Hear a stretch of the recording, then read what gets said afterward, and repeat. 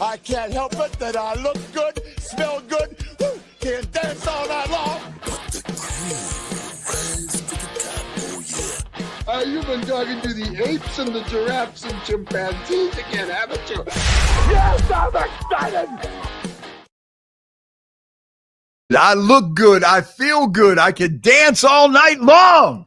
You heard it right there at the beginning.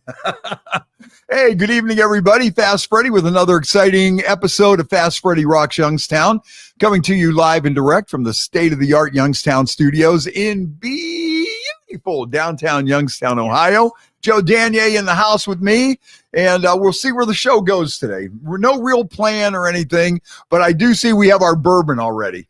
We do. Now you told me that since you've known me, your bourbon intake has increased. Way up. Wow. Yeah, way up. Now, is that because you're joining in the fun? Or is it like, oh, here comes this idiot again? You inspire libation. Oh, like okay. All right. It's more beverage consumption, not depression. Or right. Okay. Well, that's what we should, that's what we set out to do. If I could speak properly. Anyways, cheers. And as always, we drink our drinks here. These glasses are from the White House Navy Mess. Our buddy Jay Bird, his son James, is the chef at the White House, and I don't know. We know people. Yeah, we know people, and these glasses are direct from the Navy Mess in the White House, and we always drink a toast out of these for all our servicemen. And today is Veterans Day, Perfect. So we want to salute everybody for being a veteran and helping out and doing the cause. Well, wow. That's good. It'll get woo. So anyways, I went to Florida for a couple of days, went to see my grandson, had a nice time. Beautiful. I went down to Clearwater Beach, and I will file this report. Still a lot of work to be done. Yeah. They got hit pretty bad down there. I'm surprised, and I've been saying this for a while. You're not really seeing a lot of stories about this ongoing cleanup, because now, how long ago was that? Like 3-4 weeks ago. Yeah. Maybe. News cycle. That's like years ago. Yeah. And the election and everything. So it just, and there's still people cleaning up from the first one. And some people that got hit by the first one got hit by the second one. And you'd be surprised, but there are a lot of things open on Clearwater Beach too. It's not up to full speed, but if you would go there on vacation, the beach looks nice. The pier is closed down. That was their famous thing, the Pier 60.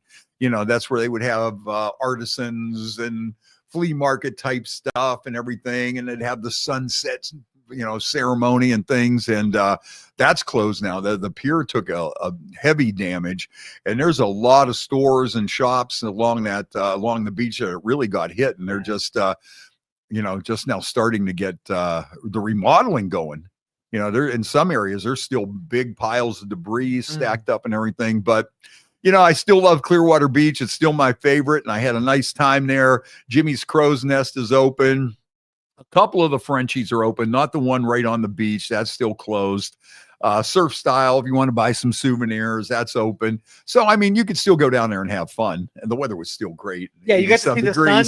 Tell us about this sun thing. Oh, it was amazing. But you know what? I didn't get out as much, because I was there with the baby, Noli, and I just had a good time with him, hanging out with him. So that was the main purpose, It wasn't me on like a tear of trying to have a margarita and a sand bucket full of rum drinks at every single stop. It was a little. You're not a bachelor anymore. Like you've grown roots. Yeah, you got the little baby, and you can't be in there, shit face. Hey, look, we got the little baby. Even though my dad did that to me, it never. Look at you though, like it sculpted you. Exactly. Right. Okay, Daddy's been down at Bisha's since he got out of work today, and maybe he'll make it home by 8. We're only hoping. So, yeah, you can't do that. But, poor Noli, too. He's a Browns fan, and he has been through as many hurricanes as he has seen Cleveland Browns victories in his lifetime. Nice. And I think the Browns have devastated him even more. Poor kid. I noticed his dad had him in Tampa Bay gear this week. No. Well, it was a bye week, so okay. You know what? And that is your home team, I guess. If you live there, The only thing is, did Tampa Bay Stadium get tore up pretty bad? Did you get to no, see that was the trop. That was the baseball field, but the football stadium is okay. But yeah, the trop, they're still rebuilding down there. I can only imagine what St. Pete looks like, because I think they got hit a little harder than Tampa. But yeah, there's still a lot of work to be done, man. Hopefully by winter, a couple months, they'll be back on track, and hopefully by spring training, that's also a big draw, that they get everything back on track. I'll tell you what, I bet they're looking forward to spring training.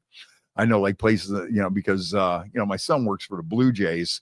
And I'll tell you, all the teams that are down there, the Phillies, the Yankees, the Blue Jays, the Pirates, there's the Braves, the Twins, those places bring in some big money. Spring training. That's why I felt, I thought it was stupid when the Guardians moved theirs to Arizona. I mean, that's ridiculous. Who could afford to go out to Arizona? Right. They thought that if they moved it out there, they were going to get more players, because everybody, Arizona is like the hip place to live. But you know what? When it was in Florida, even if you drove down there, you could drive down in a day. Right. And, like for Toronto, like the Blue Jays, the people that come down there for that from Toronto, that's like a pilgrimage, Yeah. Here you are. It's March in Toronto, end of February, beginning of March in Toronto, and you come down to Florida, and those people love it. And you see your team, and you get to go to some games, hit the beach for a little bit. It's a big tourist draw. It's really a tourist attraction.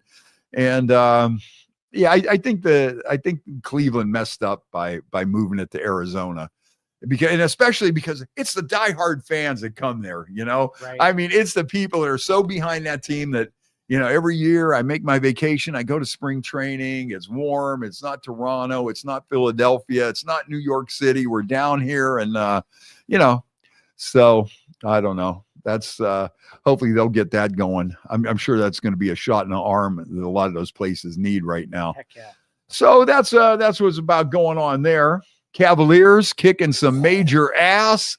Boy, I'll tell you what, man, those two games, they hammered Golden State. They were up by 40 against Golden State.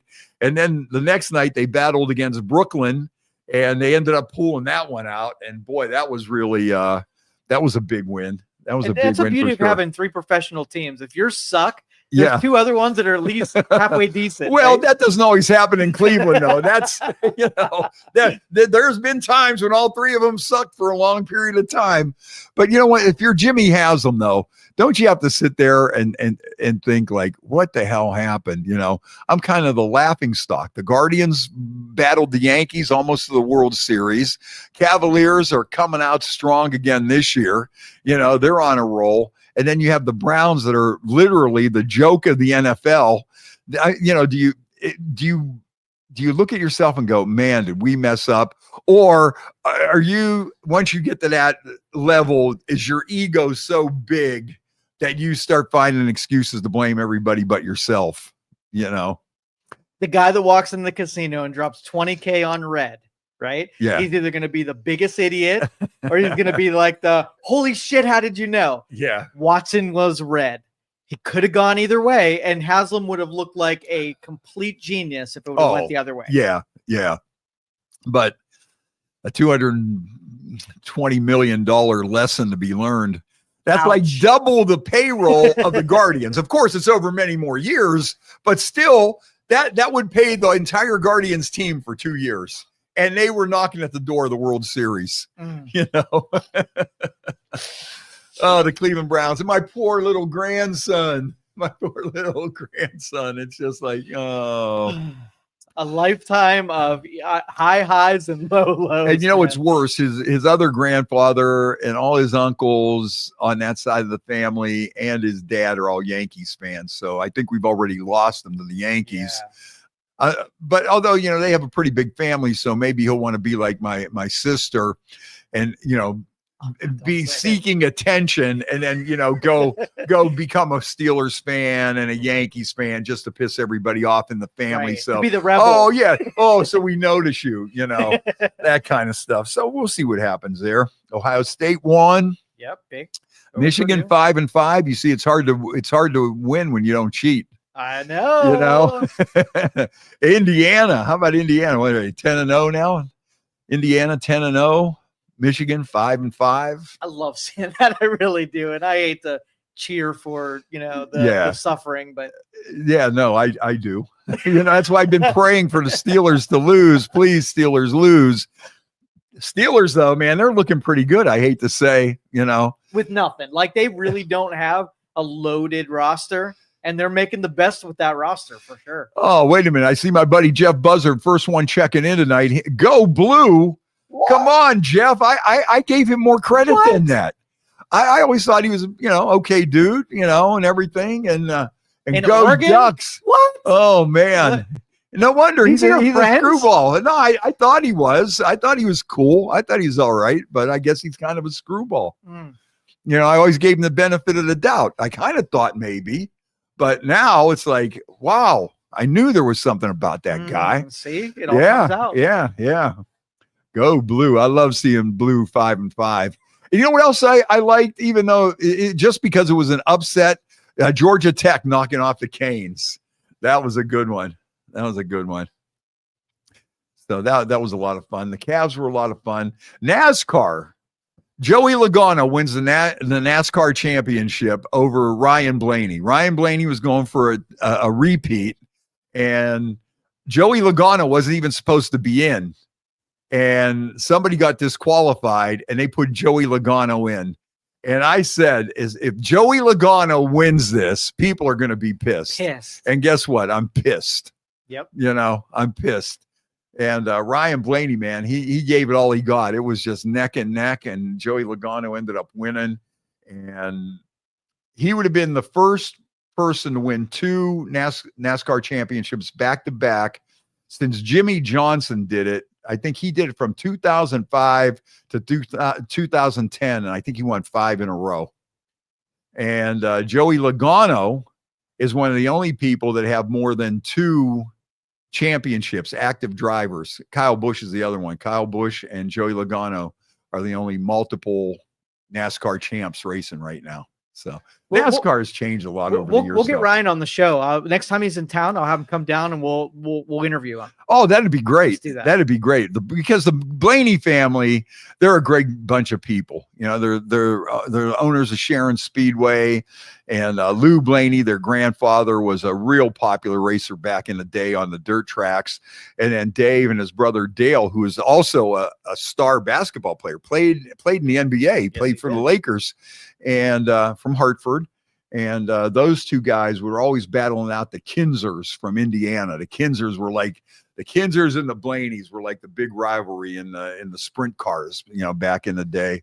And and then Dave raced in NASCAR for a while. He was driving the Jack Daniels car. And I always felt that as much money as I had given Jack Daniels, they should have let me drive the car or at something. Least one lap. They should have did something for me, because I felt like, I had an invested ownership in that car, and I got nothing in return. And then let's see. And then Ryan took over and, wins a NASCAR championship for their family. I just think that's really big, and I think it's really cool. And that dude worked hard. Like, I followed him from the time he was in go-karts, and the dude put his time in. Oh yeah. And like I say, just a great racing family. Jeff Buzzard said he was the Dodger medic for 9 years. We got to get Jeff in. Jeff's got some crazy stories, just like off the wall stuff that, it's like, does he have to swear allegiance to maybe Ohio State or Cleveland?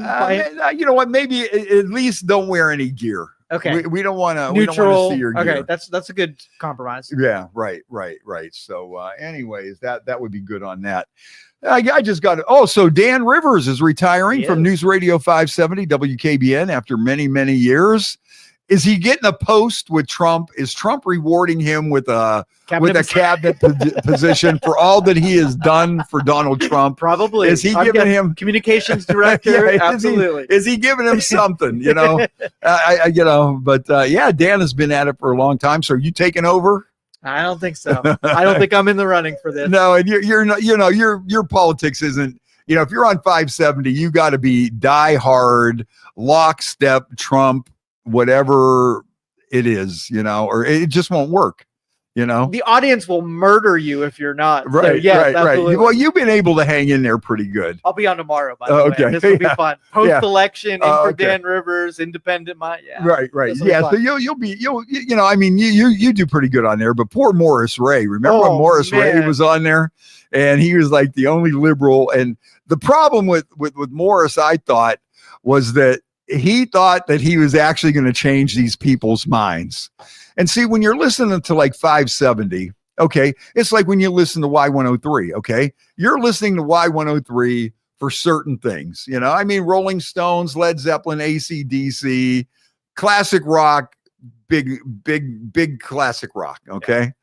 And it's the same thing like with 570, only instead of favorite artists and stuff, you have the favorite topics that people tune in to listen to. That's right. So if it's conservative talk radio, you got to be that way. Those people aren't tuning in. There's nothing that you could say that is going to change their mind. That's right. They spend billions of dollars on campaigns to try to change people's minds, and they didn't change anybody's minds. So if you think you're going to be a talk show host and you're going to go in there and change people's minds, it ain't never going to happen. No, Morris was smart, articulate. He knew his shit. And passionate.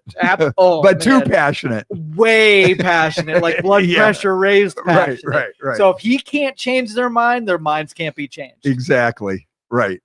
And I think he took that personally. For sure. And I think that stressed him out. But I think he went to like NPR. Yes. Where he could be calm. Right. Talking a tone. Yes. And we could explain this, and I'm going to tell you why this is a good thing and why this is a bad thing, and we're not going to get our blood pressure raised, and we're not going to trigger anybody, and we're in our, you know, safe space. You know, we're in our liberal area. But see, and that's another thing. Okay, you know, NPR. You know, people tune into that for a certain thing, and so you know, that's why you do a good job when you fill in. I thought I did a good job when I filled in, but you got to be. It's not easy. Like I listened to you when you filled in for those, and I could tell like you're a middle road guy, you're a reasonable guy, you like conversations, but so many people just want you to be on their team and fight with them. Yes. And we're not taking the bait, you know? Right. And that's why I backed off of that too. Is because, you know, because of the way things are politically divided now, you know, it's not like, you know, I'd say, you know, me and Rivers, me and Verb, we disagree on things, you know, here and there, but it was never like, I'm not talking to you. It'd be sitting there and, you know, we're sitting in each, you know, our desks are all next to each other and we're sitting there cracking jokes, you know. It wasn't like a personal thing. But do you think that's generational, where older people can get along despite differences and younger people want to like punch you in the throat? No, because I see some of the people that are out there stirring up the pot like on social media and stuff. Yeah, definitely not. Absolutely, positively no. Maybe some of these grumpy old farts might even be worse. Okay. You know, I think maybe there's some of them out there that can't let anything go. You know, it cannot go by there without having to make some kind of a comment, you know. We haven't done a man in the street, but I would love to put a red hat on you and just have you walk down the street to see if anybody antagonizes you. Yeah. It might work the other way. You know, on that TV show, Curb Your Enthusiasm with Larry David, one of my favorite scenes in there is he finds a Trump hat and a red baseball cap. And obviously Larry David is, you know, ultra, you know, other way of Trump. And so he's driving down the road and he cuts off this biker, and the biker's beating on the side of his car and he's yelling at him. So all of a sudden Larry David put on the Trump hat. And the guy walked up to the car and goes, "Oh, yeah, brother, way to go. Hey, just be a little more careful out there. Fight the good fight, my man." And then he started wearing a hat because it started opening doors for him everywhere. Like people were like real nice to him and he'd come in. And you just got to have a red and a blue one depending on who's out there. Yeah.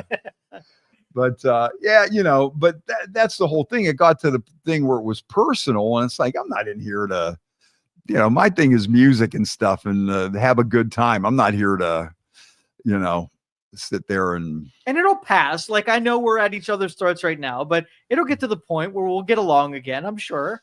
No, I saw where they said defiant, not defeated. Yeah. So. But did you see this is sort of like a Twitter or TikTok thing where because of Trump getting elected, women are vowing celibacy, no sex with women as a punishment for the election of Trump. Like, what? That's no their sex. loss. Okay, that's your loss. You know what? No sex. That's no your spreading loss. the seed. No. That's your loss. Yeah, how stupid. How stupid. Like even I don't know. I don't even want to go down that road, but I know I'm baiting you into it. I'm sorry. You are. Yeah, save your political stuff for tomorrow when you fill in for Rivers. Don't drag me into this thing. But anyways, though, but getting back to the main point was, you don't want to sit there and put your bread and butter at risk because you said something that, you didn't like the police chief of this town and that's our guy. And now I can't like you, so you can't, you don't even want to go down there. I'm the alternative to that. I'm the alternative when you want to break from that. That's smart. Michael Jordan. That's where you go. Play the middle of the road and you don't alienate half your customers. Right. Exactly. Okay. How about this one? Are you ready for this? I'm ready. New survey. We spend a quarter of our lives consuming content. I finally found something I'm an overachiever at besides eating and drinking. There's several things for you, huh? There are some things that I over excel at. Eating is one of those, drinking is one, and I guess consuming content is also something that. Give me your top 3 or 4 of what content do you consume? What's your big ones? Well, I'm on Facebook a lot and Reels. That would be number 1. Lots of videos, mindless. Yeah, scrolling. mindless scrolling. But I do have a pattern to it, so I think we talked about that before. My favorite shows that come up and, you just watch 30-second clips of show after show and, then a funny video comes up.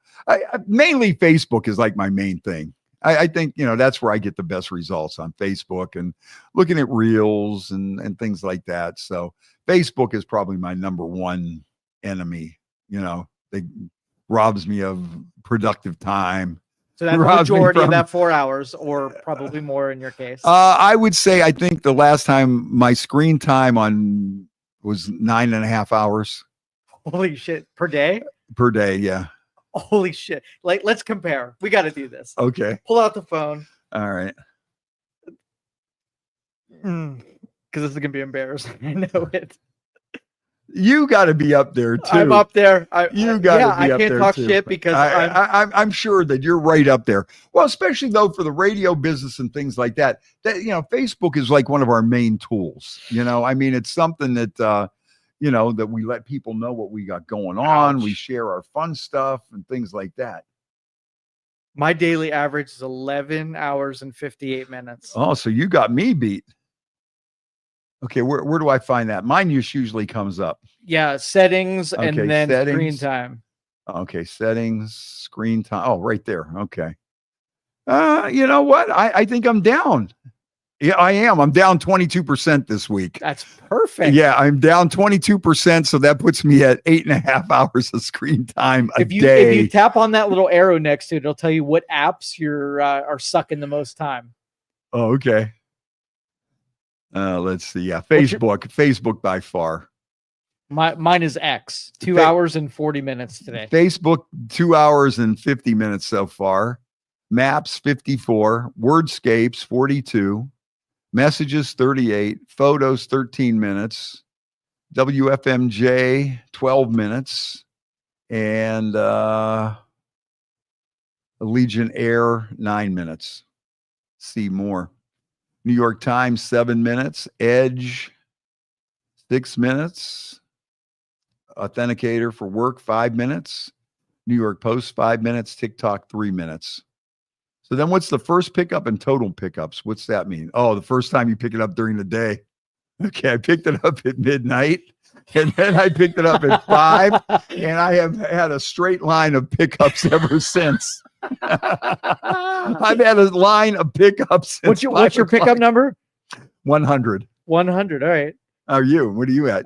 74. Oh, okay. Got you on that Yeah. one. All right. Well, see, my number was skewed because I must have left my alarm clock on today because my alarm clock says 5 hours of that 20. So okay. that's not a fair one. Okay. You probably All beat right. me. Yeah, but 8 hours and 31 minutes. I'm actually I'm going to surpass that. Yeah, today. I'm By the about time it's even. over. Mine was 13 hours and 32 minutes, Yeah. but minus that 5 hours, and I'm right at the same level. Yeah. So here's a few more stats on that. 6 hours means a quarter of your life is now spent watching and consuming stuff. Well, but that's our job. When you're in the media, that's our job. You know, and you got to consume it and you share it and you're reaching people and you're reaching your audience. So you gotta look at it that way. All right, here's a few more stats. Age matters. Gen Z consumes the most content per day at 6 hours and 36 minutes. Even people in their 80s, it's 4 hours and 48 minutes. So I'm glad to say that I do excel on this. Yeah. Overachiever, for sure. Overachiever. The average person spends $67 a month on content services. I try not to pay for nothing, you know. The top ones that we pay, although I really, you know what? I send Wikipedia money. Do you really? When Wikipedia sends me something, you know, I always donate to Wikipedia. I use it so often. They guilt the shit out of you every time you know go. What? I do use it. It's you know what? Even if I donate $30 a year, $40 a year for Wikipedia, it's well worth it because I use it every single day. I use Wikipedia every day. But although I've been leaning towards probably I'm going to get the Cleveland Plain Dealer. I think I'm going to have to break down because they got too many articles now that you know what? They did it right because, you know, a lot of people thought, okay, once newspapers were out there and they all thought, okay, nobody's going to pay. And nobody did for the longest time pay to subscribe to the Vindicator or the Cleveland Plain Dealer. But now I think they've established themselves where if you want the good writing and you want the stories and the stories of interest, they're always subscriber. Right. And I think they got it set up now where they really have focused in on that. And they're actually making you want to buy it. Just, well, what's it? Okay, first, do you have any paper newspapers or magazines that still come to the house? You do? Yeah. Yes, I get the newspaper every day. I get the Trib every day. Tribune. Okay. Yep, I get the Trib, and I get this one motorcycle magazine with different places to ride and stuff like that. I get that. So, what is the most you will pay for a digital subscription to a news outlet? Where if like it's below a certain level? You know what? Whatever the New York Times is, I got hooked up in the New York Times, and I forgot $5. $5 a month. Yeah, something like that. $10. You know, although I am going to be subscribing to Paramount Plus because I want to see that Sylvester Stallone at Tulsa Kings. I got to watch that. So freaking good. I gotta get that done. Hey, our buddy Chuck Geis is checking in. Go Dolphins! Oh, thanks, Chuck. Yeah, thanks for thanks for that one. Out. Yeah, okay. Let's see. Okay, the average person spends $67 a month on content. The top ones they paid for in the past year: Netflix, Prime, Hulu, and cable number 4. It doesn't stop when we're in bed. 79% of young people often or always scroll through their phones and consume content in bed. Okay, does that count watching porn? 100% it does. Yeah. Only 2% of Gen Xers said they never do. That's compared to 5% of millennials and 8% of Gen Xers. I do, you know, until I fall asleep. Okay, 3 times a month. That's how often the average American feels guilty for wasting too much of their life consuming content. Me, it would be all day. You know, I think that's why I got that pain in my neck, honestly, from being on the phone too much. Especially when I was like, you know, walking and watching videos for like an hour and a half. I think that screwed my neck up. I think I had to go to 40 sessions of physical therapy to get my neck back. And I'm thinking, but now you've got good posture. Like you're working. Oh yeah. Yeah. No. Yeah. You know what? Physical therapy is kind of amazing because I thought, oh, okay. Yeah. You know, when I went to the doctor, I said, give me a pill, give me a shot. And they go, no, you got to go through this physical therapy first. And I went to like 40 sessions, you know, and then they're just doing things like turning your head just a tiny little bit. Now, when I first started, I thought it was no pain, no gain. And my neck was so stiff. And every day, they give me these exercises to do. I would do double or triple because I was going to show them that I'm coming out here and I'm serious. I'm going to make this neck pain go away. If it means I'm going to twist my neck around as far as it can go, like the Exorcist, 20 times a day, no matter how much pain it's in. The more it hurts, no pain, the more no pain, no gain. Well, then I learned that the thing with physical therapy is no pain, more gain, or more gain, less pain. Yeah, that's their thing. More gain, less pain. And I was just sitting there, but then they start explaining, well, it's just like one tiny muscle that might be doing that. So you have to sit there and, like, okay, no, when we say only do that 3 times, that's it. I'm like, oh, okay, yeah. How's that going to get it better if I turn my neck and pull it and tilt my head? I'm going home and doing it 300 times. Yeah, I'm going to get you guys. We're going to get through this. When I get done working on this, man, we're going to take it to the next level. But yeah, that's how that goes. But yeah, it's amazing though on how it is just like little. No. I'm like, you don't want me to crank my head until I can't stand it anymore? No. The minute you feel it even just pulling, stop. You're dealing with a muscle like this big that's causing this problem or whatever. And it's just like, oh man, okay. Rewatching old stuff is almost as popular as new stuff, even among young people. 50% of Gen Xers say they prefer watching something new. 37% prefer watching stuff they've already seen, and 13% don't care. I think I'm in the don't care. Put something on my thing, and I mean, some of the Family Guy stuff I've seen a million times already, but I still, just wrestling too. Vintage classic wrestling, old school classic wrestling when all these guys were young and they're in these independent studio wrestling promos and stuff. I really like. You ever watch Ted Lasso?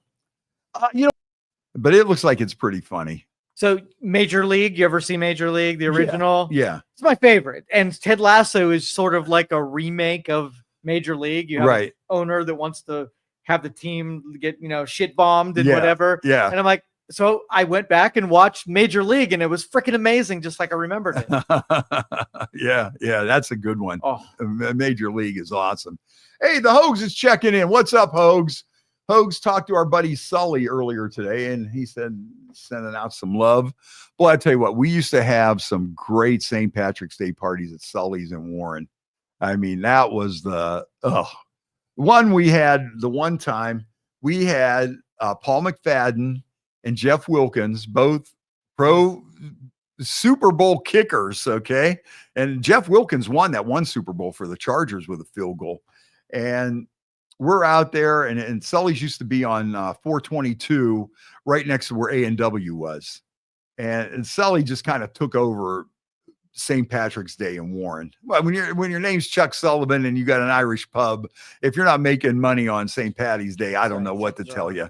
But we had some great ones down there, and McFadden and Jeff Wilkins are kicking field goals out in the street. And I remember Jeff Wilkins slid on some gravel and fell down. And I'm just sitting there thinking, oh shit, what if this guy, man, it's the kicker that won the Super Bowl. What if he twists his ankle out here? But man, yeah, we did have some good parties down there. Okay, here we go. Now you're probably higher up on the scale on this because you like to go camping and you travel or whatever. There's a new survey out about bathroom habits at work, and 1 in 12 employees claim they have never pooped at work. And 34% are scared to do so. For most people, the biggest issue is a lack of privacy. But I could see that. I could see people, I mean, to me, if I got to go, I got to go.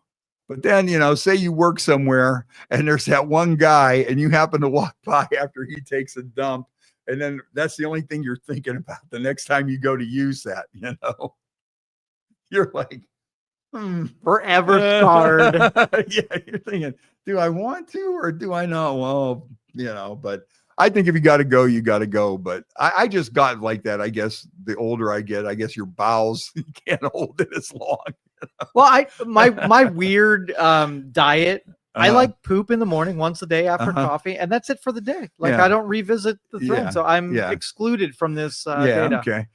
Nearly 1 in 5 employees refuse to poop at work unless it's absolutely necessary. Okay. And 1 in 4 choose to hold it all day or wait until they get home. Okay. All right. Can you hold it? Are there people out there that could just Yeah. hold Yeah. it in? I mean, Really? how many times you go on vacation, you go away for a long weekend and you don't even think about going? It's mind over matter, you know? Really? I mean, do you really want to go there? Or But if you have to go, are there people that can like hold in a sneeze and not do it until they want to? There's to? people that, I think there are people out there that you could just, Interesting. That's mind like a over matter, superpower. mind over matter. But I mean, sometimes though, depending on what you're, what's going on in your belly, sometimes You get some Indian food, and yeah, it's or all whatever it is that sets off that trigger. That's my biggest fear of flying, is shitting my pants on the plane. Some people are, I can't fly, I can't get on an airplane. What if it crashes? I'm like, what? What if I go out there and I'm sitting here and all of a sudden my stomach starts gurgling and I poop my pants? Or what if the person sitting next to you, what if they can't handle it? And they're sitting there and, they were partying at the beach all weekend and eating bad oysters and shellfish. Have you ever pooped on a plane, by the way? No. Never. I've never used the restroom at all. I peed before, but What's it like? It's just like you're in a phone booth and there's this little thing there and you're swaying all over the place. And well, the Mile High Club has always like made me free from going in there because I'm afraid that's like a sacred place. Yeah. No, the Mile High Club in there too. I don't know. I think it has to be on certain flights when there's nobody on it, red eye flight or something, because second of all, I think if you were in there for more than 2 or 3 minutes and, somebody's got to piss or somebody's got to really go. Right. Yeah. So that's my fear is I take a really good deuce. Yeah. And then a happy couple says, this is my time. Oh, yeah. And I ruined it for him. Like I can't do that. Right. Then the guy's pissed like, who was in there before that? They ruined my first Mile High Club. This was my fantasy on this whole vacation. I finally talked her into it. I bought 14 of those little bottles of whiskey at $13 a piece. We're going in there and we're going into the Mile High. Oh, the oyster dude got me. Oh, no. I won't ever do it now. My whole fantasy. Gone. And the guy sprayed the seed on top of it all. Oh, so gross. I don't know. Did I tell you that story about what my sister did that one day? No, go ahead. I don't know if I told this or not. I probably did. All these stories I tell a million times. So I'm just like an old guy, just babbling these old stories. Anyways, we're going down to North Carolina to visit my mom. And we stop at this, gas station, convenience store. And I'm standing outside there, and whoever's in there is in there forever. And I just want to, I want to piss. I'm about to piss my pants, and this guy's in there forever. And then he finally comes out and he goes, you might want to clean this up a little bit. This guy sprayed everything. It looked like a brown melted candle from the wall, the back of the toilet. He must have been coming in. And it just went boom, coming in hot. I think with the force and the pressure, it probably bounced him back and he hit his head on the wall. He might have been unconscious in there for a while because he just went. And I walked in there. I go, I almost puked, right? But I'm going to piss my pants. So I pee and I put this over there and I get out there and I tell my sister, I go, you're not going to believe what happened in there. I said, you can't imagine what it even looks like in there. I said, I almost puked. I said, that guy just blasted the wall, the toilet, everything in there is covered in brown. So in comes this guy, right? And he's walking back towards the thing. And my sister goes, hey, honey, are you feeling better? Do you need some Pepto-Bismol? Yes. Do you think this will help you? And she's going on, does it feel better? Does your stomach feel a lot better? Is it still hurting? And this guy's walking by and he hears everything and he sees that. He walks in there. He walks back out. and you could just see he looks at me like, you dirty, filthy, stinking pig. He gets in the car and you can see he's telling his wife this story and they're just staring at me and they're just going and they're looking, it's like, hey, don't look, there he is. And I'm looking. Oh, that guy, that no good. Did he make a mess in there? Me and my sister were laughing so hard. Oh, that's so all right, gross. getting back to why people don't like to poop at work. Nearly 1 in 5 employees. Okay, we said that unless it's absolutely necessary. For most people, the big issue is a lack of privacy. And that's probably more common when they're in larger bathrooms rather than one person in lockable rooms. Okay. All right. So let's just say you got to go. Yeah. And you're in by yourself, but somebody comes in. Do you hold it until they're gone? Sometimes. Or do you let it go? No, sometimes I do. But you know what? I noticed this one year, me and my sons, we went on a little road trip and it seemed like every truck stop that we stopped in, there was somebody in there struggling, like that movie Austin Powers with number 2, trying to show number 2 who's the boss. I swear it was the same guy just following us. And I mean, you'd hear these guys there, and you just hear stuff spraying. And they don't care. They don't care who's listening. No, not at all. No. And these guys are, you know? I'm some people so polite and like, yeah.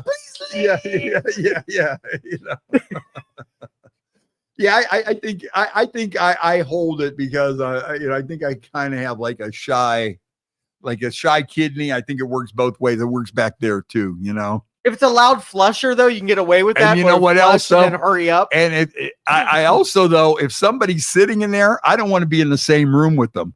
Sometimes I'll just walk out and go pee later and just hold it. If there's some guy and it's like a closed thing, I don't care if there's a door there. I'm not going to come in there while you're taking a dump and stand next to you. Okay. So You know what? I can see your pants down. If I can see it through the little thing in the door and I can hear it and it smells in here, I'm not going to stand here and do that. Oh, you know what? That's another Curb Your Enthusiasm bit. Larry David goes in to use the restroom and they have one of those restroom valets in there. And Larry David says, you're going to have to go outside and wait till I get done. And the guy goes, I'm not allowed to leave my post. He goes, look, I'm not going to go in there and use this toilet with you standing here. You got to go outside. And he goes, and besides that, why would they make you do this job where you got to stand in here in the restroom with breath mints and stuff and cologne while I'm in there taking a dump, and on it goes. And he gives the guy $20. The guy goes outside. But think if that was your job, that you had to just stand in there, sucks so bad. And then you're wearing your nice little vest and you got your polo and, breath mints and yeah. And then your bathroom dude comes in there and blows one on the wall. And you're like, dude. Okay. Second most, the second most common fear or reasons that people don't use public restrooms. Embarrassment about the smell is second, followed by noise concerns. For sure. 100%. Fear of judgment from coworkers. I wish I didn't care, but I do. Oh, that's good. Yeah, there's a thing called like shy kidney. There's poop shy. Same thing. Yeah, I see it. And here's one might surprise you. Women are far more likely to dislike pooping at work. Yeah, they're just comfortable with the bathroom scene. I noticed. No. It says they're not to do that though. Oh, they will not probably pee, but not really. Not number 2. Yeah. Okay. No. Some common strategies for pooping comfortably at work include going during less busy times. That's always a good one. If nobody's around, everybody's out on the road, and you could go. When you get a bathroom that's a single stall, lock the door. Yeah. And it's off the beaten path, it's like, oh, okay, nobody really uses this one. Yeah. So the first floor bathroom over here, everybody uses it. Yeah. Second floor, nobody's there. That's my poop sanctuary. And you can make all the noise you want. That's smell right. the whole place up. Yep, It nobody don't matter. cares. Yeah. All right, going during less busy times, waiting until the bathroom is clear, using air fresheners, and mapping out your favorite bathrooms. That's the thing too. Some places probably have better ones where you don't want to go in there, and then you walk out and you're like right in the lobby and everybody's sitting there. Yep, pointing at you. Or there, or you're in there and it's in the lobby and you could hear the people talking right outside the door. So you don't want to come walking out of there because they know we've been sitting here talking for 5 minutes and out you come like, spraying the Febreze or whatever. Yeah. Now in high school, was there any safe pooping place in high school? There never Zero. was. I don't Zero. think I ever pooped in school from grade the 1st through 12th. I don't think I ever did. No safe place. No. I wrestled and they had a tucked away restroom that nobody knew that existed. And when I needed to go, I went way back into the back of the gym in the wrestling room. Yeah. And that was my poop sanctuary. Yeah. You want something like that. But how did we get on pooping? Because that was the latest story. There was an article. See, now that the elections are over, they're going to get back to the real news. Yeah, the real news on stuff like that, new surveys and stuff like that. Okay. But yeah, 1 in 12 have never used the restroom at their work. Here's an interesting story. I'm ready. Here's an interesting story. It's gonna be good. A 27-year-old man in Florida man at it again. Man? Now that they're starting to head in the right direction with the cleanup, I think Florida man's getting back into his groove, getting his groove on. A 27-year-old Florida man was and you know what? Before we go any farther, did you see they voted down legalized weed in Florida? I saw that. How could they do that? I mean, really?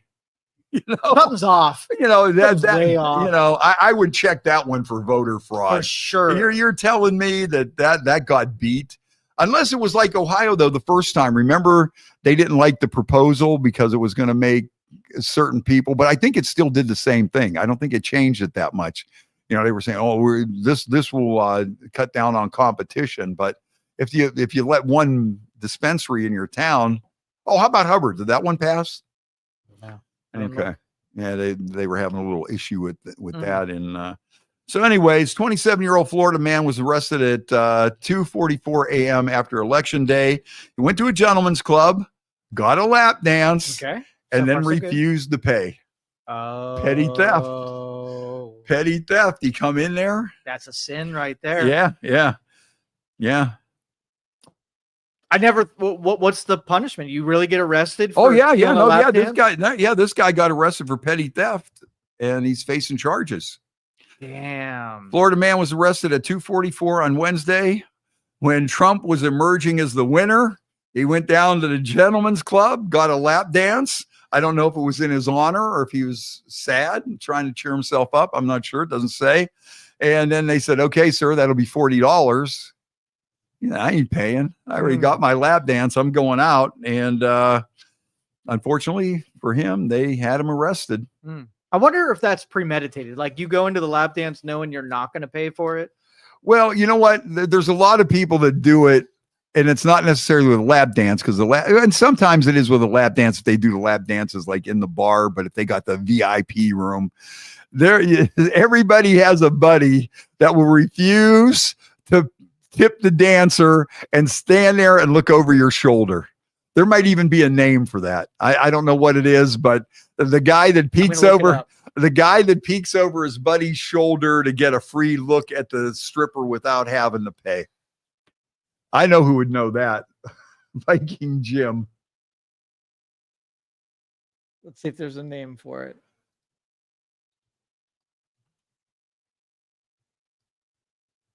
Okay, what is a good rule for tipping at a strip club? Minimum is $2 breakfast, $3 lunch, $4 dinner. Oh, okay, 9. Why don't you go to that? 9 strip club and lap dance etiquette rules. Okay, don't try to have sex in the strip club. They don't love you. They don't. No. They don't have a crush. They love your money. Be nice, not creepy. Well, if you hang out at strip clubs a lot, that's a hard line to walk right there. Wear deodorant. That's also a good one. You know, you've been riding in that 18-wheeler for 3 days. You Just know? real quick. Yeah, Just a quick stroke. Even if you do that, you know, a couple of piss jugs broke in the cab of your truck and stuff. And, you know, you had to crawl underneath the rig and wrench something. And then you come in. Come over here, little lady. Okay, you've got to pay for fetish play, right? What is that? Well, yeah. At a strip club, they have fetish play? Well, you know, like they do the shower dance where everybody gets a loofah on a stick. I didn't know this. Where do they do the loofah stick thing? I want to see this. Oh, you scrub them down. No kidding. Although you sit in a circle in like a shower, and the shower's in the middle. You loofah them. Yes. Whoa.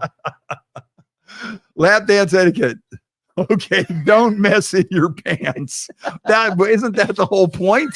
Why am I going there? I pay extra.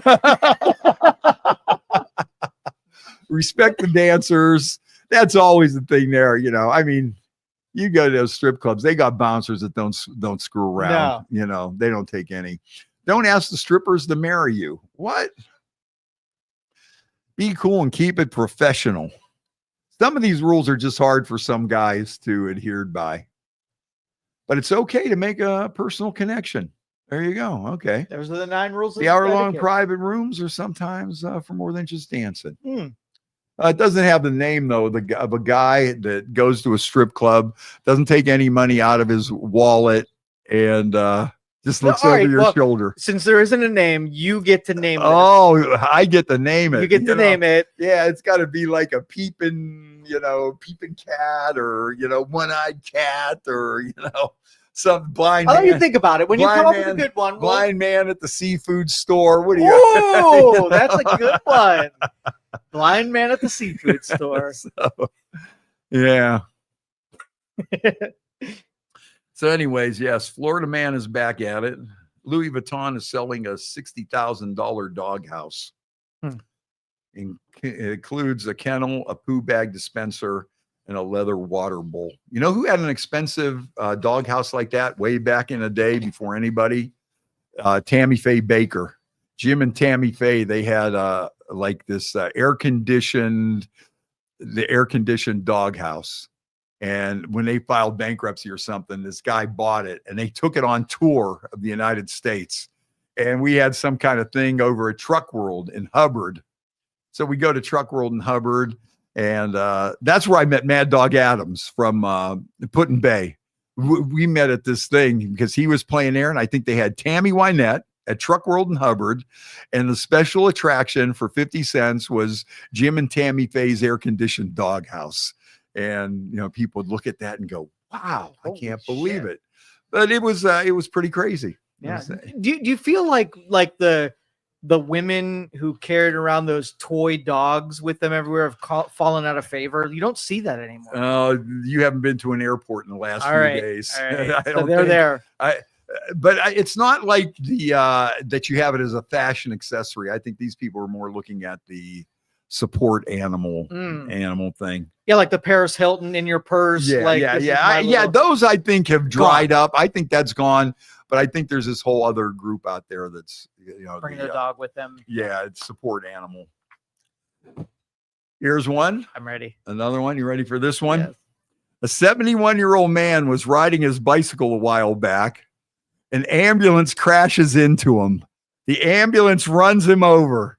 The ambulance drivers throw him in the ambulance. They rush him off to the hospital, and they send him the bill. Oh, that's rough. So, they always talk about somebody trying to make money being an ambulance chaser. Now the ambulance can, get rid of the middleman. It's a scheme. If you go out and run somebody over in the ambulance, throw them in the back, take them to the hospital, and then you send them a bill. If you're going to get hit by a car, you are lucky as hell that it was an ambulance. They're doing you a favor. Yeah. How about that, though? That's not the only bill he's dealing with, too. $47,000 in medical expenses, another $50,000 in medical expenses down the road. He got scraped and bruised up, limited motion, all kind of. But you know what? accident injuries don't pay like they used to. Remember back in the day, that used to be a big thing, man. Boy, you got hit by a car and you had that neck brace on. Be there, baby. Yeah, and those guys were able to really get you, you know. Now, I mean, I had a buddy that a school bus pulled out in front of him on a motorcycle, and it was the school bus's fault, and he thought he was going to get millions of bucks. He thought he hit the jackpot. He was setting aside money for each grandchild's college, and he had visions of this big fancy bike that he was going to get. And then when he got the offer from the insurance company, it was like $3,000 or something for the bike. And he's trying to fight him because he just put a brand new battery in. Yeah, it's not like it used to be when there was a way of making money on accidents like that. Yeah, if you got into an accident, you get like 10 pieces of mail saying we want to represent you and take a piece of that. But then you know what? These insurance companies they control everything. Yeah. They really do. And believe me, they passed so many laws over the years of we ain't paying for this, we're not paying for that. I mean, they made it so, you know, not a payday. No, it's not a payday like it used to be. My dad used to park our car in front of our house. We lived on a hill, and in the winter, and it would never fail. The first day it would snow before the salt trucks got there, somebody would hit the car, and then we would just settle. You know, My dad called it the lucky spot. New car every year. No, they weren't new cars, so you were able to do it. That's the trick to that. You don't, when you don't have a new car. But Larry the Cable Guy had that joke that one time. He said, sometimes you have to wreck the car to collect the insurance to make the car payment. Yep. So and it all makes perfect sense. I lived that. My buddy Paul Maverick is checking in. What's up, Greek? How are you today? All the way from San Diego, California. Oh, nice. Did the Chargers win yesterday? I don't know. They were taking on Tennessee. Yeah. See, that's one thing. I always know. I don't think a lot anymore, but anytime anybody asks me, and then some people get like upset, like, why are you picking up your phone? Can't you? Who do you get down the phone? I said, you know what? If I'm sitting here talking to you, to keep it from being boring, I am finding interesting things to talk about one after another. So I'm not sitting here going, hey, okay, yeah. You said LA Chargers? Yeah. It's going on right now. They're losing 7-0. No, that's the Rams. Oh. The Chargers look almost like that. They have a lightning bolt. Yeah, almost there like we go. that. Boy, Baker Mayfield almost pulled off another one yesterday. Yeah, they beat Tennessee. Tennessee stinks. They're 2-7. Jets can't win a game. Aaron Rodgers, he's done. He's done. Oh, it's at ayahuasca. Like he fried his brain. Yeah, totally. Do you think that stuff fries your brain? Oh, some people opens unlimited, thought. That's them blue little gummy squares. No, it's a psychedelic. And this isn't. You don't buy this at Walgreens. No. Okay. No, you go to a specialist. Wink, wink. Yeah. Yeah. And he takes you through a whole psychedelic experience that opens your brain and makes you see Grateful Dead things. Oh, okay. Yeah. Or it's just like Viking Jim on a Saturday night. Saturday night Viking Jim, for sure. So he has the potential then of being the But some people do cry out. Like some people really can't handle their trip. Okay, so how does now walk me through this now? Okay, so you're Aaron Rodgers. You're Aaron Rodgers, and you go down to Mexico. And you're saying, I'm having a hard time playing right now or whatever. The stress is too much. I'm worried these new guys might be coming up. I'm losing a step or something I'm not seeing. And they say, okay, we got the thing for you. Yep. We take you to a guru. He sits you in a room. Uh-huh. They set the mood. They set the lighting. Uh-huh. They have you take some edibles of some kind, uh-huh. Either psilocybin or ayahuasca or uh-huh. DMA or DMT, and you flight off for 6 or 7 hours, and your brain recalibrates in a certain way, and either you come back an enlightened individual or check out for life. And there's Aaron Rodgers. Oh, so those are your two options there. Yeah, see, the good part would be, yeah, okay, I'm, enlightened. Well, that's the Beatles and all that with acid back Heck in yeah. the day, Pink Floyd and all that kind of stuff. But yeah, I mean, but they're leaning that way for more treatments on that for, post stress syndrome and things That's like what I'm saying. that. Like 90% of the people have a great experience and it opens their brain, but that 10%, man, that'll kill you. Oh man, We should dedicate a show to a psychedelic trip. yeah. Do we know any experts in the field? We'll have to find one. We will. I'm sure there's some in this audience for sure. Yeah, that would be a good one. Yeah, I'm just thinking off the top of my head, thinking out loud. Jay Bird, Viking Jim. They might have some experience. But they're probably not in like this fancy clinical setting. I think they're not a guru. No, unless you call that guy at the truck stop a guru. I mean, what is your definition of a guru? Exactly what are you saying? It's more science than it is experience, right? Okay, is that? Well, they're not scientists. Okay, all right. Not scientists. All right, if you say so. Best word of the year. I know we were talking about this. You came prepared, though. I am so impressed with your preparation. Well, you know why? Because I had absolutely nothing. We have no guests today, and I just thought, well, I got a bunch of good stuff here anyways. Well, when BJ has to write the summaries of that, he's going to say poop. He's going to say psychedelic experiences. Yeah. Well, taking a dump at right. At work. That was on show today. and strip club etiquette. Strip club.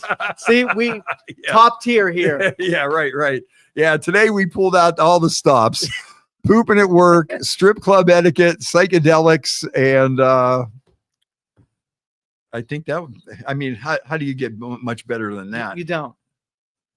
Okay, stealing the lap dance, check. The $60,000 doghouse, check. Let's see. Lamar Odom turned 45 yesterday. Celebrated at his favorite restaurant, Crack Whore Barrel. Crack Whore Barrel. Now, wasn't he the one that he overdosed in a brothel? He was there for like a week and he didn't get out of bed and he was on Coke and Viagra and stuff, and that's living life right there, man. Well, that's like John Entwistle from the Who. That's how he went. The Who was supposed to start a brand new tour in Las Vegas, and the night before, he ended up dying of a heart attack in bed with a couple of strippers and mass quantities of Coke. But I guess if you're going to start off the whole thing, get the tour kicking. Right. You want to get in the proper mode. You want to be inspired. Yeah. Although you're probably not in the same condition as you were when you were 22 doing this. This is the way we always do it, right? Yeah. When I was 23, now that I'm 60, can't handle that. John the old Entwistle? ticker. Maybe 54. Let me see if I could guess that right. John Entwistle from the Who passed away at the age of. He was a heck of a bass player, man. Well, you listen to some of them old Who things. Let's see. He was 57. Man, that's young to go. Okay, let's see what. Okay, Entwistle died at room 658 at the Hard Rock Hotel in Paradise, Nevada on June 27, 2002, one day before the scheduled first show of the Who's United States tour. He was 57 years old, had gone to bed that night with a local stripper and a groupie, and they woke up the next morning to find him cold. He was still stiff. He was still stiff when we found him in the morning, but don't start your tour in Las Vegas, no matter what you do. Yeah, it was a heart attack induced by an undetermined amount of cocaine. He had already had severe heart disease and usually smoked 20 cigarettes a day. Dang. It was that's another blood drug. Pressure and high cholesterol. So let's start snorting up some cocaine. Yeah, here. and that's another drug that's fallen out of favor. You just don't see the cocaine people anymore. Well, you know what I think the problem is? Nobody knows what's in it anymore. I mean, back in the day, in the 80s and the early 90s, I mean, boy, everybody and their brother was doing it. And, at least they were happy and fired up and everything. But, I think that's the thing. I mean, you're going to walk into a bar and somebody's going to hand you some white powder and you're going to go in the restroom and snort it up and these die. days. Yeah. And die right there. It's not like it used to be. Yep. Word of the year is brat. B-R-A-T. See, some of these things, I always got to bring these up because I'm so out of it that I have to try to, and I'll never use them anyways. Although a couple of them, we talked about that last time. Riz and all that kind of stuff. Delulu. We didn't, Delulu. Delulu's still one of my We didn't favorites. hit brat. We didn't talk about it. It says brat. Brat is the word of the year. Now that shows you how far out I am, because to me, it's still like a bad little kid, a little snotty nose that you want to smack in the head. To me, that's always been a brat. Well, the brat is characterized by a confident, independent, and hedonistic attitude. Oh, he's a real brat. So now they're going to change the name of brat. And then I don't think it's used that way, though. I think it's that I would say Fred is very brat. You're not a brat, but you are brat. You might be right about that. Mm-hmm. You could be right about that. I wouldn't doubt that. Hey, Mary's checking in. Hi, Mary. Debbie's checking in. Hi, Debbie. It's good to see some people checking in here tonight. So yeah, that's really brat, man. That's brat. Yeah, that's brat. Yeah. We practice it. So like, that's my challenge for you tomorrow. Just in casual conversation, try to use brat as a compliment to someone. Well, tomorrow I'll be at Save-A-Lot 224 in the Boardman Plaza. We'll be there all day collecting food for Second Harvest Food Bank. So it's so when someone comes in, they make their donation. You say, "You, my friend, are brat." He comes walking in like his shit don't stink and starts hitting on all the cashiers and stuff. I go, man, that dude is brat. Yeah, and none of the stuff is expired that he donates. Do I want to use dude and brat, or is that like two different eras? Is that something like? See, I've never heard a guy be referred to as brat. It's always a woman. Oh, so really? it might be you might want to pick one of the ladies. Okay. She's so brat. Oh, okay. All right. I can see how that works. Yeah. She comes down and puts like brand new grocery items to donate. Yeah. You're brat. Yeah. But you should have to be wearing like a tight dress, maybe. For sure. 100%. Big busted and, just shaking it and wiggling it and showing it. That would be the hedonistic part of the whole thing. Yep. You point at her, you get their pointer finger out there and say, you are brat. Yeah. We rehearsed it. You're ready to go. Okay. Yeah. Now I know how to use brat. It's a good thing I showed up. Okay. Other words that were in the running this year for word of the year: brain rot, the inability to think clearly because of excessive consumption of low quality online content. 12 hours, baby. We're there. We are there. 8:33 on this one. Well, now the brain rot, I get that completely. I understand that. As a matter of fact, if you look up brain rot, you will see my picture there. Looking at my phone with my bad neck. Me with a heating pad on my neck and a chiropractor in the waiting. Yeah. The physical therapist, and they give you that. Did you ever see that like hook that they give you to isolate muscles? And just there I am with the hook looking at the phone, and the guy's over there twisting my neck. Brain rot. I know what it is. Here it is, folks. That's a contender right there. Yeah, brain rot. Era. A period of one's life or career that's of a distinctive character. Okay, I could see that. The Fast Freddie podcast era, or when I was off work and stuff, that might have been the golden era of podcasts, the Fast Freddie beginning era of podcasting. Okay, so that's an era. Yeah. Okay, I understand. Yeah, or hey, my Y103 era. Okay, that one makes sense. That's all right. That's not too goofy. Okay, this one's kind of stupid. Looks maxing. Looks maxing. Yeah, it's pretty much what it says. Attempting to maximize the attractiveness of one's physical appearance. Okay. So never heard it used in the real world? No. Now here's one. I think this one could be open for interpretation, but there is a definition here. But whenever I hear this, don't give me the definition. Let's see if I can interpret it correctly. Do you want? Okay, you just want me to give you the term. Give me the term, and I'll see. This is one of those that, I mean, this is going to take. This is going to take too much work. Okay. One of the top words in the running for word of the year this year is raw dogging. Raw dogging. Raw dogging. Okay. Do I have to guess this one, or is it pretty assumed that we know? You want me to do it anyway, right? Well, go ahead. You could guess one. You'll probably be wrong. Go ahead and guess, and I'm going to guess you're going to be wrong. So raw dogging is throwing caution to the wind and not using any kind of preventions for safe sexual encounters. All right. Well, you see, you took it to the gutter, and you didn't have to. Oh, you didn't have to take it to the gutter. No, yeah, you went a little too far. Dang it. The act of undertaking an activity without preparation, support, or equipment. The philosophy is still there. Like when raw dogging but an interview or raw dogging. We might have to change the name of this podcast. Raw dogging with Fast Freddie.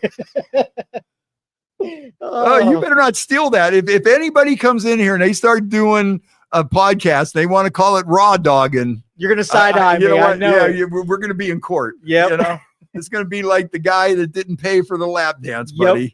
Raw dogging with Fast Freddie on Monday night. I think my definition's better. But no, you didn't have to take it to the gutter. I know. It has nothing to do with that. I know. You know, we cleaned it up a little bit. It doesn't have to mean what I meant. Anti-tourism. That's the opposition or action against large-scale tourism. Okay. You know what? I really have no problem with large-scale tourism. Sometimes it's just fun. You know what? I could have fun on like some little beach like in North Carolina where it's just nobody there for miles. Or I could go to Clearwater and have the hoot and holler in time, you know?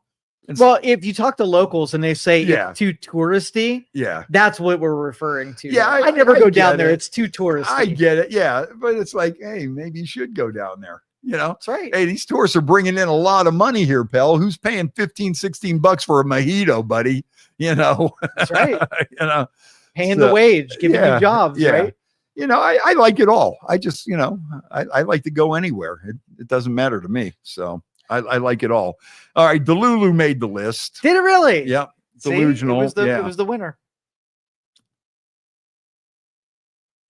Okay, this is a stupid one. This is kind of like a Hallmark movie type term. A romantasy. A romantasy. Yeah, it's a literary genre combining romantic fiction with fantasy. Yeah, that's stupid. Who even cares about that? Women love that. Yeah, but do they give it that name? They don't ever. And here's another one. Now, this one I hear every once in a while. Supermajority.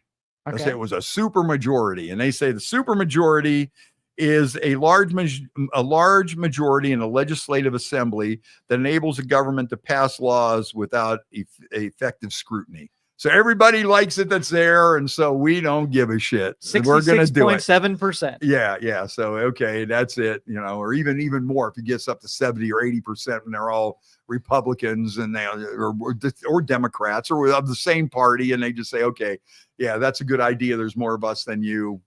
We don't want to hear it. It's going to be because I said so. Super majority. Another one. Am I on a roll here? You keep going. You want me to keep going? Heck yeah. Okay. Yeah, we're not going to go too much longer though. But I have to use the bathroom and I got to get home. I can't use it. Although second floor's 2, first floor's 1.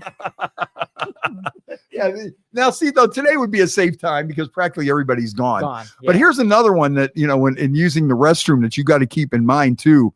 You should know when your cleaning lady schedule is. Yes. You know, because you don't want to be in there or they come walking in. You're the only person in the building, and they come walking open the door. Yeah, they're like, oh, like boy, I'm in here. I'm sorry that homeless guy came by. And the mess you're making is fresh. Like it's not like it have all day to diffuse.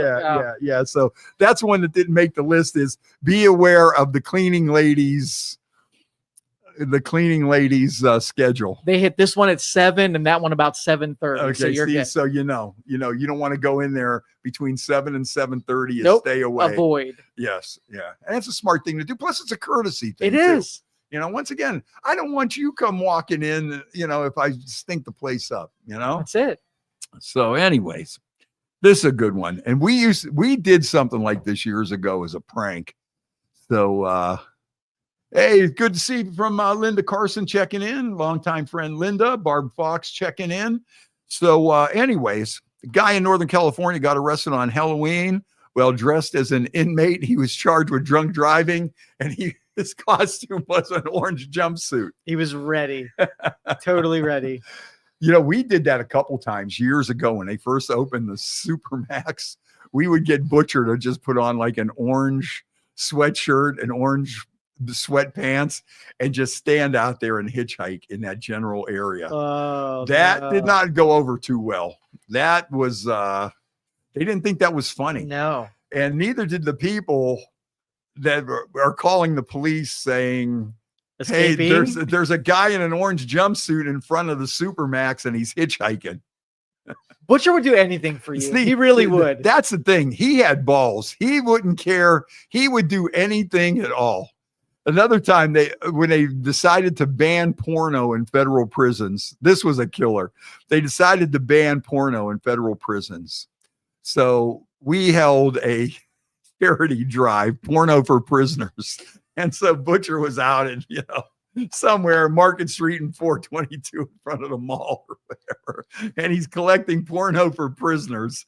And then, people are coming by and, hey, this is a 1982 Playboy with Dolly Parton on the cover. And I'm going to donate this to some prisoner down in Elkton.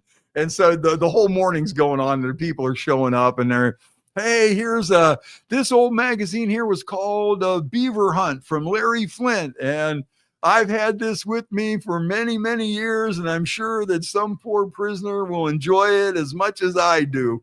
So he gets this big box of porno, right?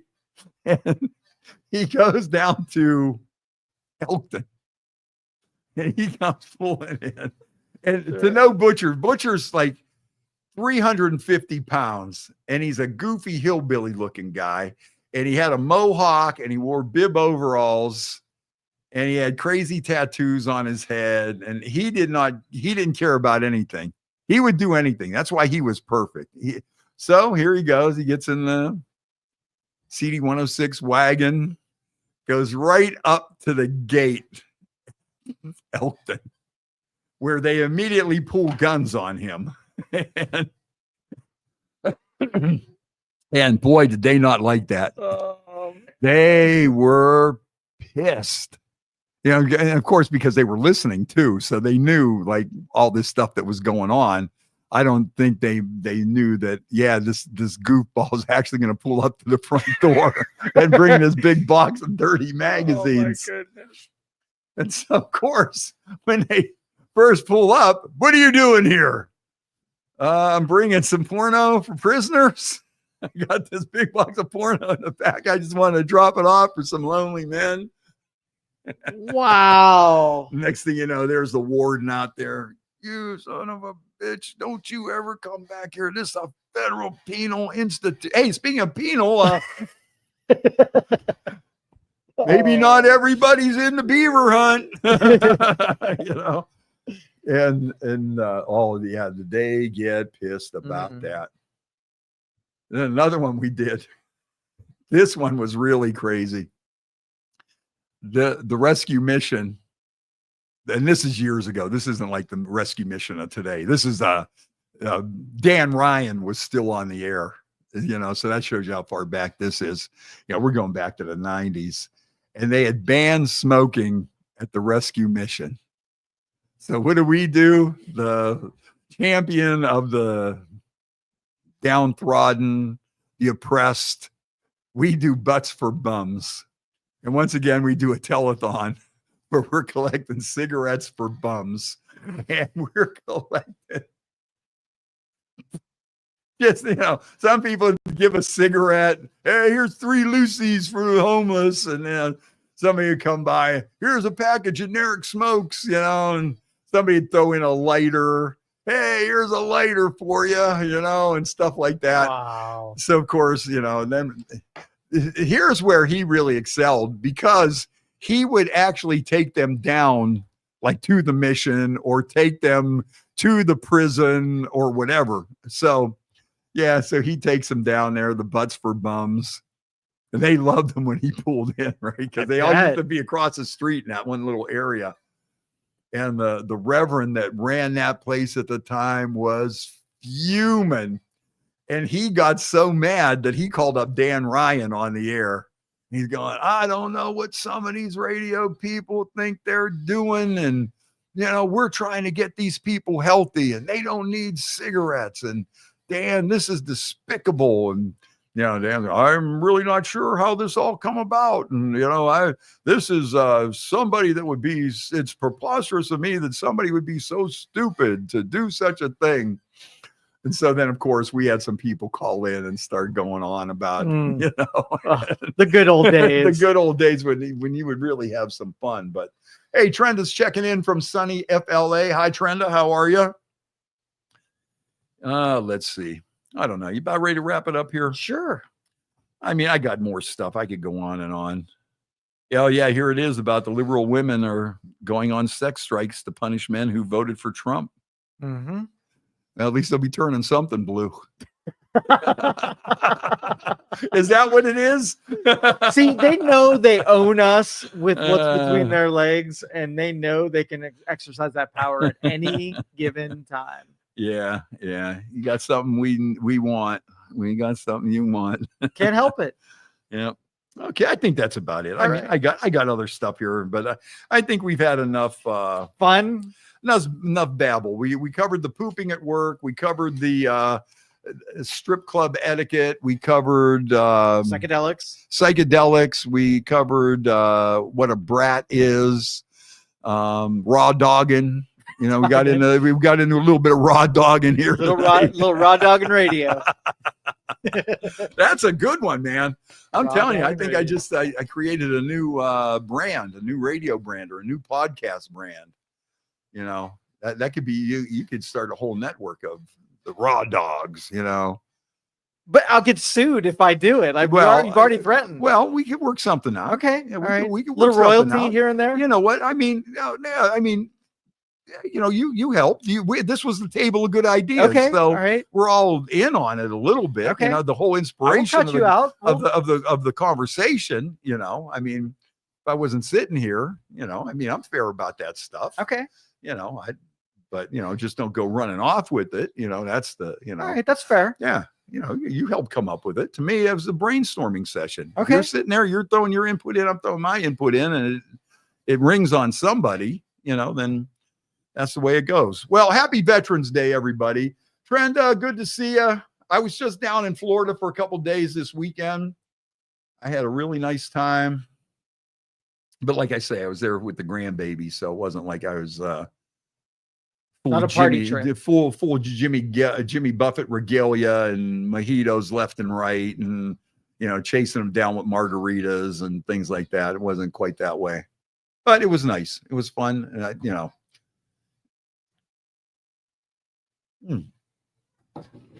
Well, thank you, Joe. Good night. Good night. Good show. And let's see. Tomorrow, let me run down the Y103 stuff. Tomorrow we'll be at Save a Lot in Boardman Plaza all day collecting food for Second Harvest Food Bank.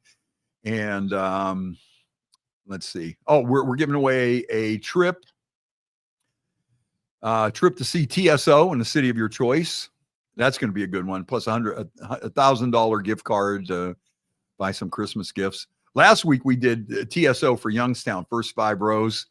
That thing was off the hook. The contest was off the hook.